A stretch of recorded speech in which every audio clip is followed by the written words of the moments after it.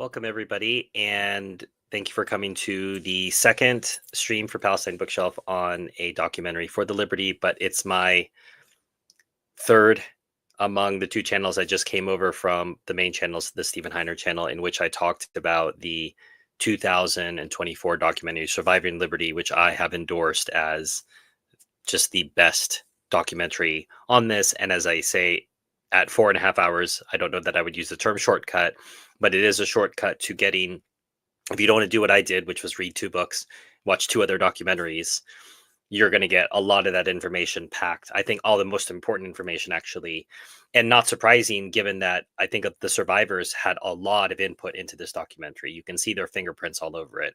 No stone is unturned. No narrative is not talked about. So that's why I think it's such a good job. Also, as an original soundtrack, as I said, I did a stream about it on the Stephen Heiner channel. Go check it out. Go watch the film. It's amazing. Part of that film, that documentary, was footage from this documentary, this 2002 BBC documentary. The United States won't talk about it. US media won't talk about it. We have to rely on the English, apparently, to do this for us.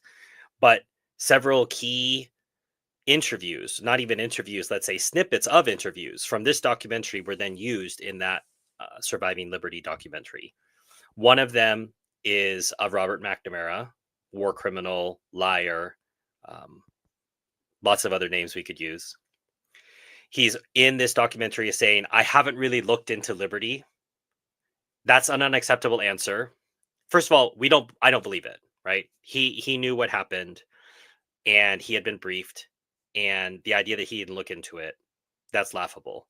But let's pretend for a moment that he did it. That would still be wrong. As Secretary of Defense, not looking into a attack on a US ship. And then another clip in which he says, I'm not saying anything further on the Liberty, period. If that doesn't scream guilty, I don't know what does. So McNamara's clips in this documentary are so important that they're used in another documentary years later. Also, Rafi Eitan, he is in this documentary as well, and he's asked about Operation Cyanide. Remember, those of you who don't know, Operation Cyanide is a general plan to create a false flag attack in which Egypt is blamed, which brings the US into the war on the side of Israel. And as the operation evolved, the USS Liberty was selected as the target for that false flag operation. Eitan is asked about Operation Cyanide, and he says, I'd like to stop the interview. And again, I just ask people, if there is no conspiracy, if this is all just mistaken identity, why does McNamara refuse to talk about it?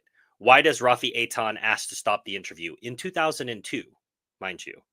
And the interviewer says, what could be the big deal? It's been 34 years. I thought it was mistaken identity. What's the deal? And Eitan says, I've taken an oath of loyalty to my country. So for Eitan to speak would compromise his loyalty to Israel. What does that tell you about what Operation Cyanide was and what it represented in relation to Liberty? They also interview somebody who said that he was on the torpedo boats. Lies. He repeats the same old lies, which we've seen documented, that the Liberty was moving at 28 knots. The Liberty didn't have a speed that could do 28 knots, and he'd be an incompetent sailor if he were to say that the ship was traveling 28 knots.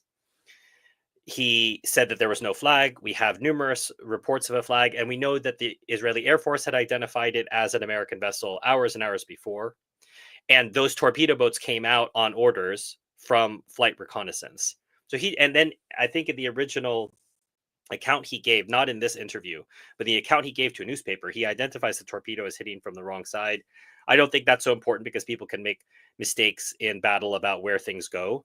But the fact that he said that it was a misidentified ship and it was traveling at this speed and it didn't have a flag, this is all nonsense. The torpedo boats were sent there after the ship had already been strafed and bombed. So this wasn't, we were just randomly traveling out in the Med and we ran into the ship. They were sent there after the Israelis had already bombed the ship. So the BBC does a good job of presenting counter narratives. So someone says, I believe X, and then the next interview will say, I don't believe X at all. And so they are trying to present to the viewer both sides. And I appreciate that. The problem is those of us who've read about it know that the other side is simply lying. and their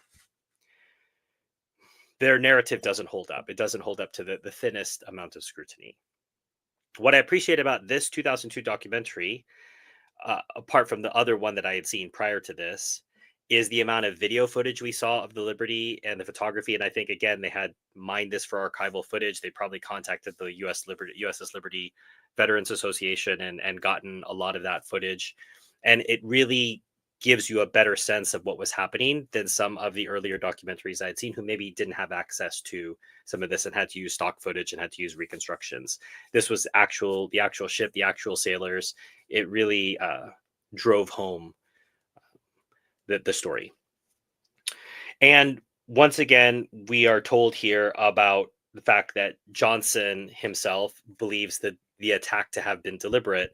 Now, what's interesting about this is I think perhaps Johnson trying to have it both ways, in that he knew this attack came from Israel and he wanted to appear to his people that, well, I'm not going to take, this sort of nonsense from anybody.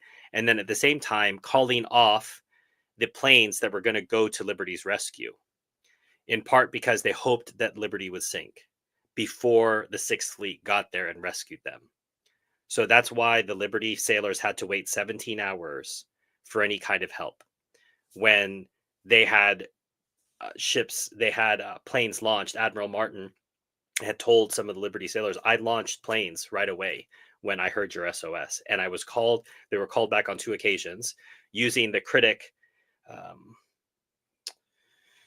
communications network. Now, I'm not familiar with the entire technology behind how this works, but if Critic is typed in the transmission, basically all traffic stops until that message gets to the White House.